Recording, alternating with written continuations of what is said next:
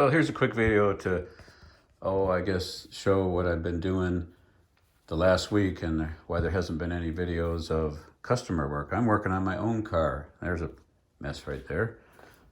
My own car is Kent Eden's Gentle Giant. It's ERE number 9 that from around the 2006 era, and I bought it from Kent. And I've been working on getting the motor back in. That was the easy part, and now I'm slowly doing the wiring, not really redoing it. I just needed to identify what was what and where things are and label things and change a little bit of the grounding and power. But I basically, it's a F.A.S.T XFI and a F.A.S.T XIM, the ignition box. The ignition box is what allows the coil, the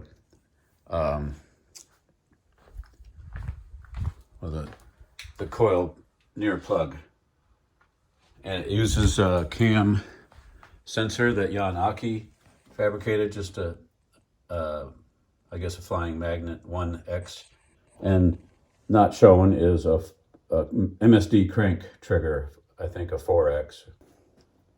There is still more that I want to do. I want to change this power wire that goes to the underhood fuse center to like a 4 gauge, not this 0 gauge, and maybe change that starter power wire down there to a 4 gauge. That's maybe not, but I'm definitely going to get 4 gauge to run to the alternator.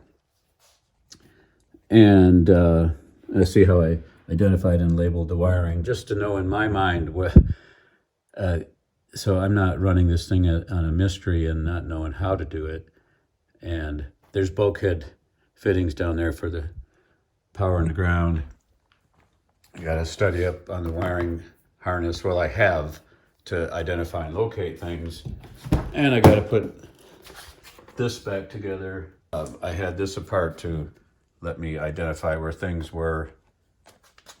And really the only change I did was I deleted a few things in the factory, like the air pump and the MAF, that factory wire.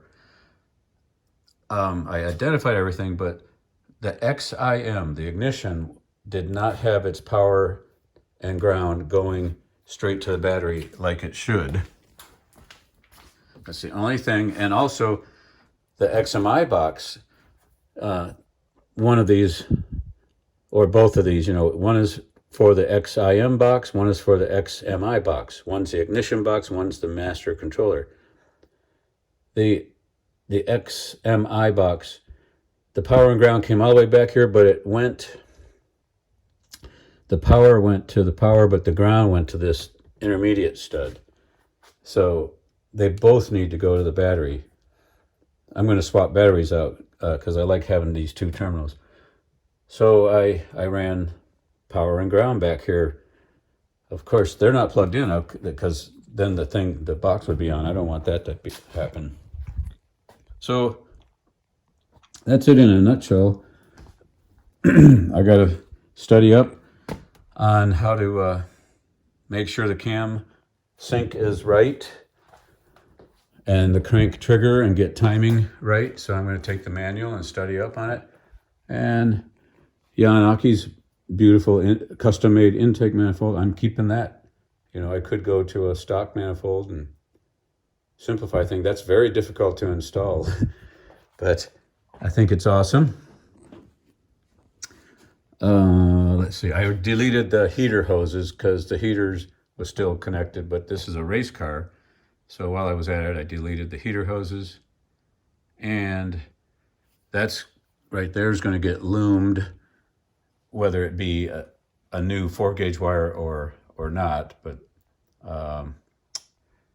it's a work in progress. That's what's going on with the Gentle Giant. I don't know what I call it right now. I call it the Kenty Mobile, and it's as black as my current car, my bracket racing car. And I got a lot of studying going on here. Those Jessel Sportsman shaft rockers, I'm not a fan of them. I prefer Crowder or T&D. Wait. Why did I say that? I'm not a fan of them because I swapped to the T&D. Golly, I kind of thought. Well, anyway, I've had the T&D for quite a while, sitting around doing nothing, and they're on this car now. The Jessel shaft rockers. Hey, I don't know. They're available as a set of used. So all the PC parts are here that I got to figure out how to get back on. Yeah, I'm supposed to note and take note when I'm disassembling things, and I did take note and I took pictures, so hopefully I'll figure it out. All right, this is Carl Ellwein, Ellwein Engines. Take care.